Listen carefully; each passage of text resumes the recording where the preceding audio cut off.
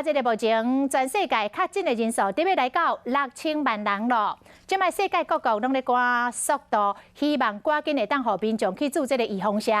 另外，这个澳洲航空率先来发出，讲未来疫苗就绪了后，若是坐因澳洲航空的国际旅客，必须要先做预防针，才会当就无人机。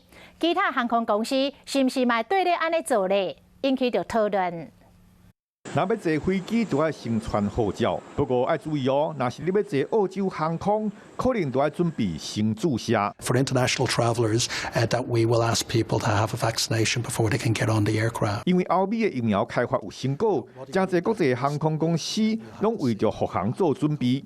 参像澳洲航空，就提出国际旅客都要注过疫苗，才会当来坐飞机。目前南韩的大韩航空、纽西兰航空拢有意愿要照办，嘛无排除未来要推出疫苗护照。若疫苗当时才会当来做咧，各国的时间拢无共款。 That we expect by the end of December to have enough vaccine to vaccinate those who are most vulnerable just by way of sizing and scaling.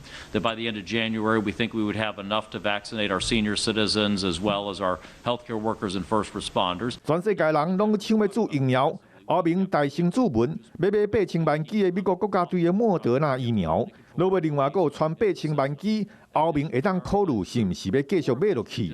若保护力相对较低，美国预定疫苗本来讲是保护力7成，即马跳到有9成，这是因为研发人员在做的时阵，剂量煞混唔着去，这互受试验的人第一剂只接受一半药量。研究团队即马决定，按算未来，拢要来试看卖只注一半药量，保证预定疫苗保护力会当搁再提升。